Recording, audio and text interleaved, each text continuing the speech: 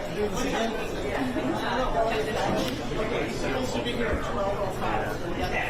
All right.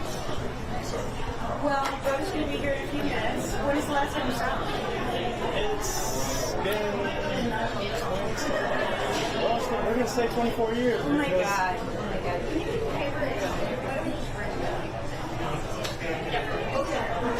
So, before your brother gets here, what do you want to say to everybody about today? I want to say it's been a long time coming. And, it took a lot of help. It took a lot of people. It took a lot of teams to finally get to this point. We can finally get us out. We're extremely happy. We're extremely overwhelmed, I should say, but we're happy for this day, and we've been waiting for this day for a long time.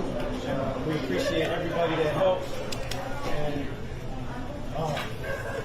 did I forget anything? Oh, I want to thank the Innocence Project, Cooley. I want to thank Innocence Clinic and you of them. I want to thank the CID, Conviction Integrity, Dane Nessel, Robbie Frankel. I'd like to thank Lori Montgomery. I'd like to thank everybody that had a hand on this case, because it was difficult, but we fought hard. Finally came through, and I appreciate everybody who had a hand in helping us get to this point. Now, did you just get that recently, or did they let you wear that around in prison? They just let me put this in. But, no, that's fantastic. Were you able, when you got released, were you able to get your ID and all that stuff? I got a temporary prisoner ID. I can send my state ID to me. Okay. Anything we can do to assist with that, we're going to help expedite all of that. Okay, I appreciate it. And help you. Did you have a driver's license at one time?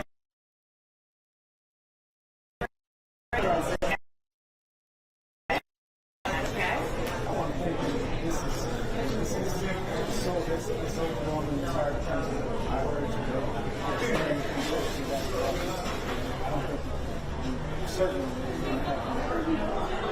I'm just so sorry that this happened to you and to your family, and nobody deserves this.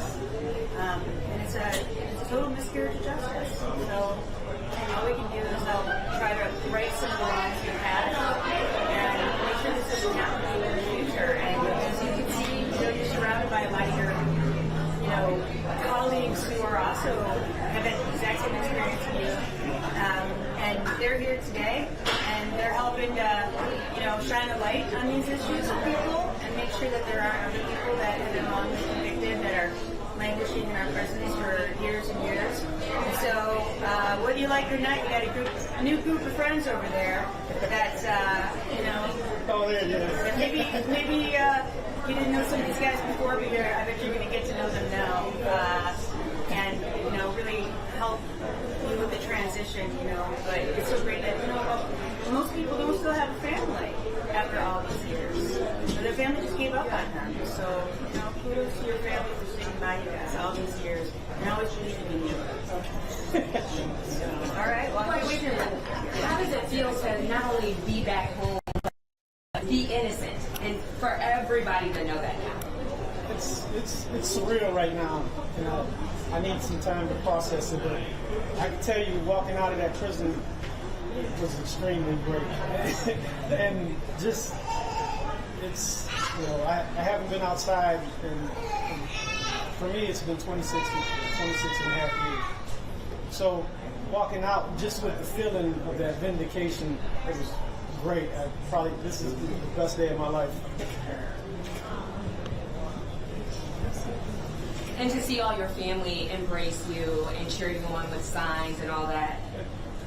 There's a lot of them that I haven't met, and I just met for the first time, and I was so happy to see them. And I can't wait to sit down and talk to each and every one of them individually. That way I can meet the ones that I haven't met yet and get to know them, and talk with the ones that I do know.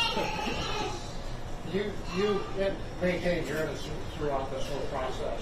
And what did it feel like when you got word that you were going to be set free? It's like vindication. I've been saying the same thing over and over. And for everyone to finally realized what I was saying. It was just like vindication. That's the word I could put for it. Can you walk us to that moment when you first realized that this is actually going to happen, that you're going to go free?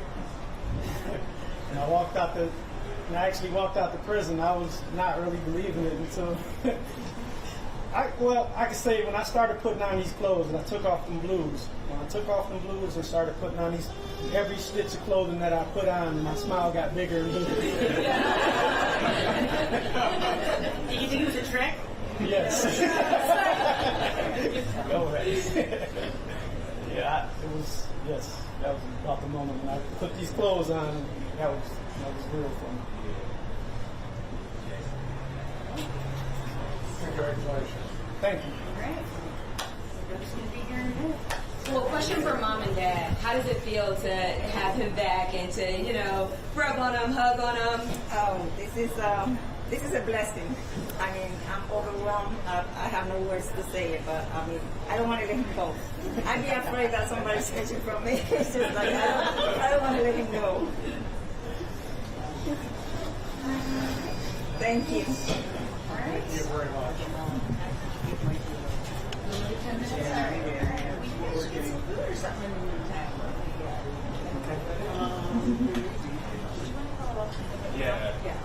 Yeah. So basically, I was just wondering, talking about becoming better investigators, prosecutors. Are there any rules that you can come out with in your office to make sure things like this don't happen in the future? Well, when you say rules, I don't want to say hard and fast rules, but I would say from a policy perspective, there's a lot that we've learned. First of all, one of the things I can say for sure is using jailhouse snitches is a recipe for disaster.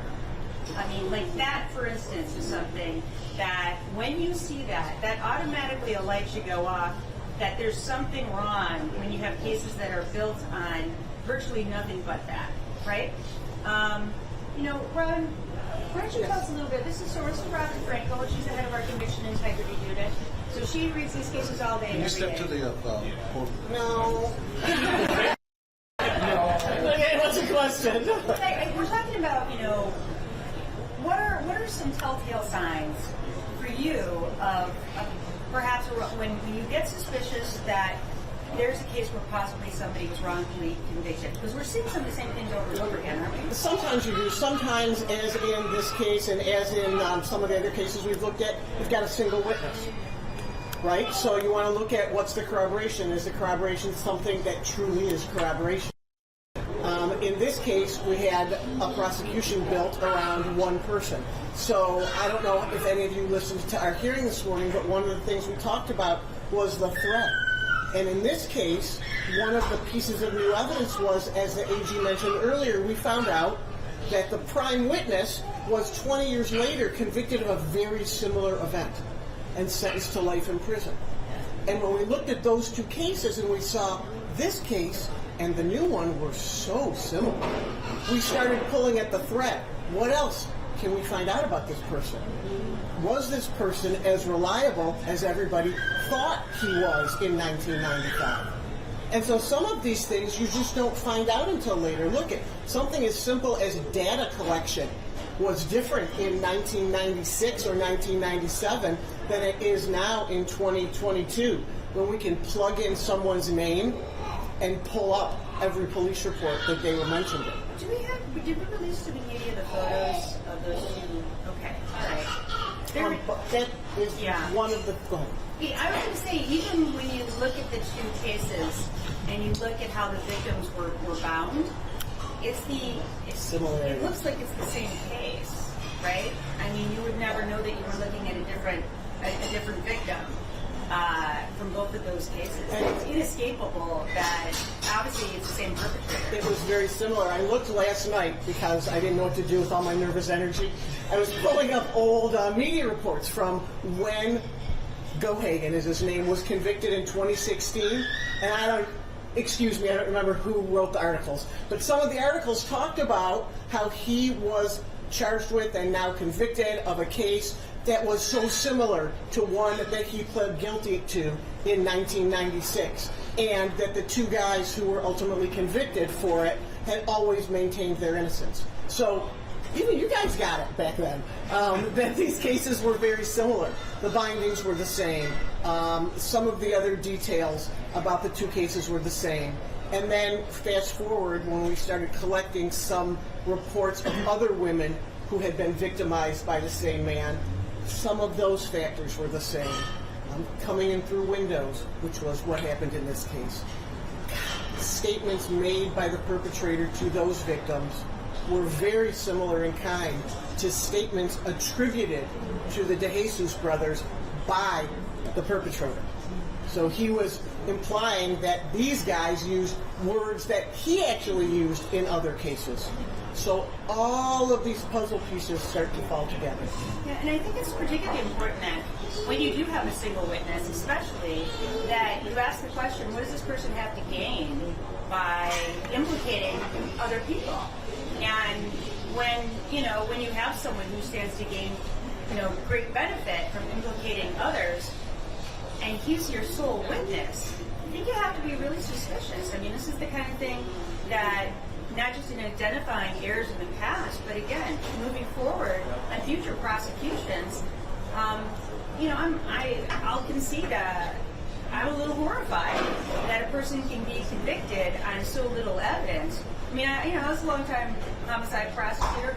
I don't think I've ever had a case that I handled where there was so little evidence to implicate people who were then, not just charged, but convicted and found guilty beyond a reasonable doubt by 12 jurors on One guy. Yeah. And that was the other thing, is that the AG indicated no other evidence. The only scientific evidence at the scene belonged to Brandon Gohagan. As part of our investigation, and I don't know where Lori Montgomery is, the other Assistant Attorney General, who's my DNA extraordinaire, sent numerous additional pieces of physical evidence. And clearly this is Project I see Josh back there. Sent all sorts of additional evidence for all sorts of more advanced DNA testing.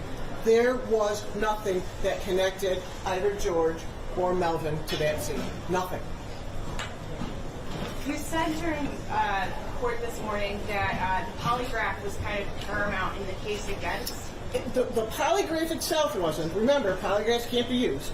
But what happened is when the perpetrator made a deal, part of his deal was he had to take a polygraph, pass it, and testify consistent thereto. That's in his filed paperwork. But he didn't pass. Well, they thought it was reported that he did. Okay. We've now been told that with updated analysis protocol, that they no longer believe that he had passed. Which brings us back to our one witness case, and you've got a case built on what at that time prosecution believed were truthful statements, but we now know weren't.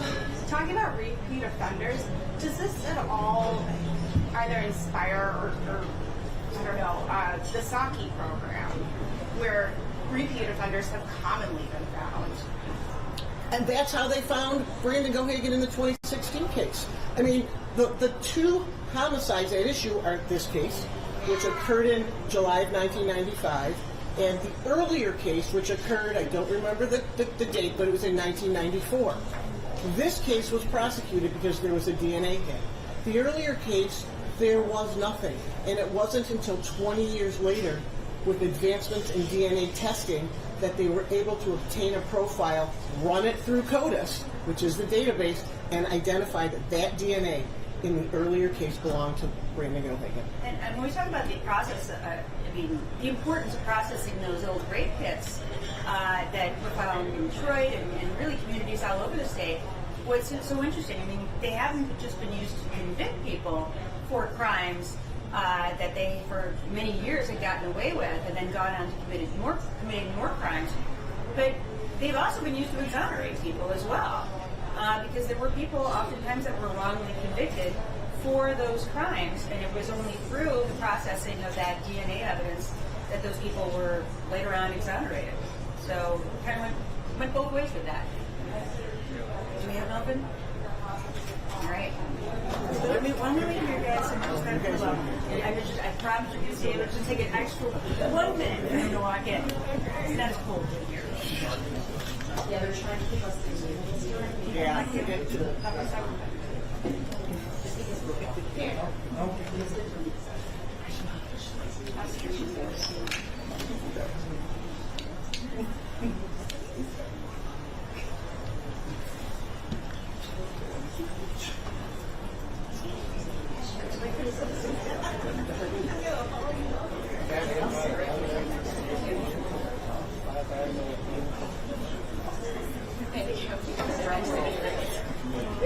Who's got a drum roll on their phone?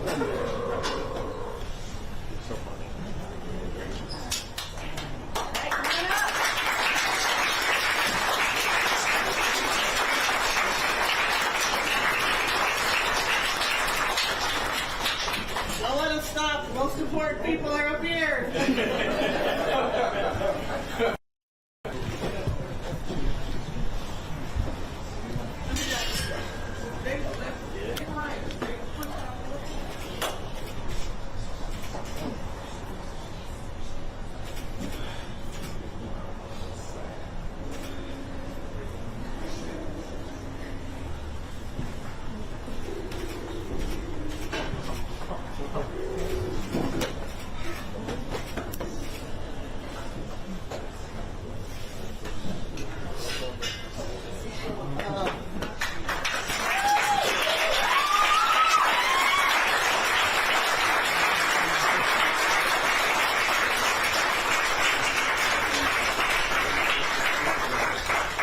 Made it. Made it. I made it. I made it. Yeah, they don't want to talk to you.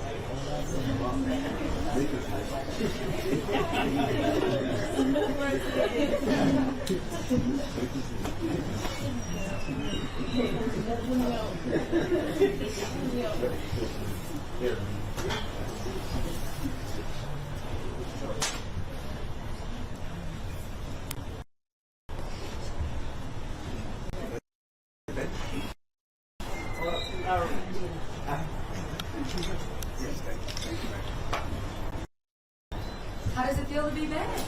Listen, I'm ecstatic. I waited so long for this. And these y'all, you know the word that I heard the most? Be patient. I'll be patient, you know. Every year I'll be patient. You know, finally we're free. You know, when the judge told me I was free, I was real emotional. I tried to hold it back, but I couldn't. That stuff just started coming down. And I was like, man, come on, just be strong. And sure enough, I couldn't do it. I was so happy. And I can't even describe how I'm feeling right now because it's just happening so fast. Even all the years that we tried, I just don't know what to say now, you know. It's just, I'm glad I'm here.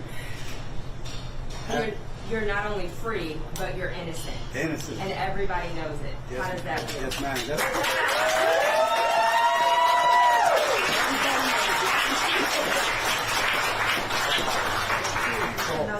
For me and my brother, you know, that's one of the things we always fought for. We never lost any doubt that one day we would be free. So for Dayton Ness on the team, for doing everything they did, and getting us that freedom is incredible. Not too much words I can say about that. You got to keep her as Attorney General. Yeah, got to vote for it. Good job.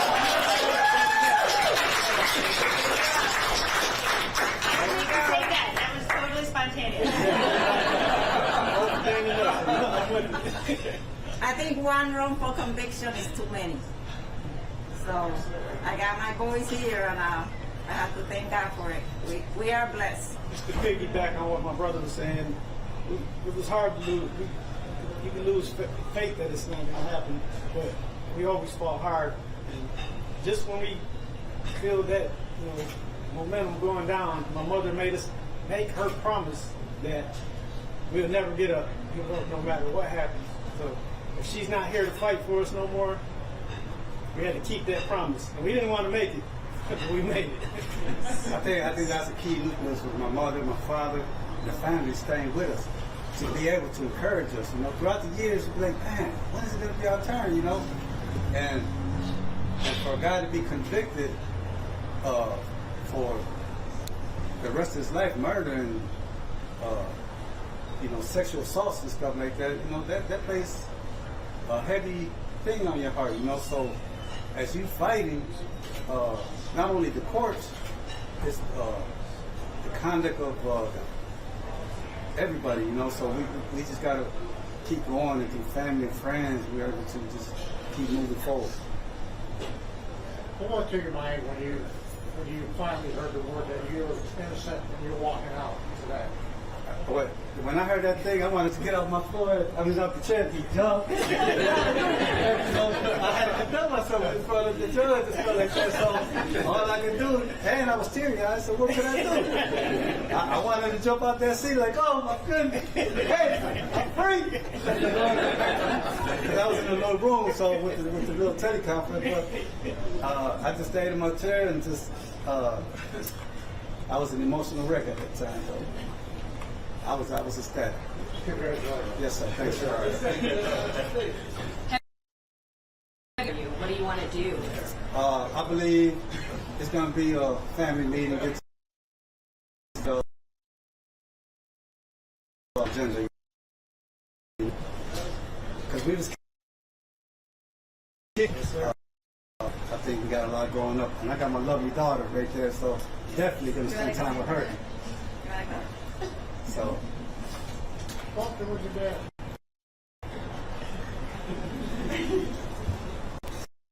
What to eat, man?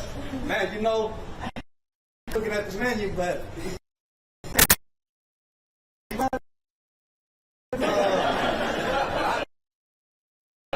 cheeseburger. Okay, so that's what I'm gonna roll with, and a slice of cheese. Cheeseburger, ASAP. Ready to go home, family, I was more patient. That's what they told me. My dessert was patience. What?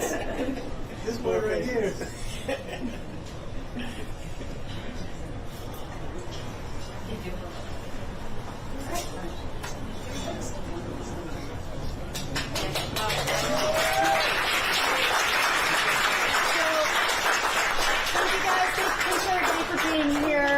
Our conviction integrity unit is going to keep on moving, keep on processing cases. Thanks again to Cooley Law, to University of Michigan, and their clinic, and to everybody who worked so hard and believed in these guys for so many years. And again, let me just say that's why these conviction units are incredibly important. As important as it is to convict the guilty, it's just as important to free the innocent. And we have to continue to remember what true justice looks like. So thanks everybody for being here. Melvin and George, an amazing rest of your lives. The Department of Attorney, no matter what you need, you can always call us, and we're going to do whatever we can to help you as you try to acclimate into your lives as free men. But in the meantime, we got to get you some food over here. Yeah. So, I haven't eaten in 2 days.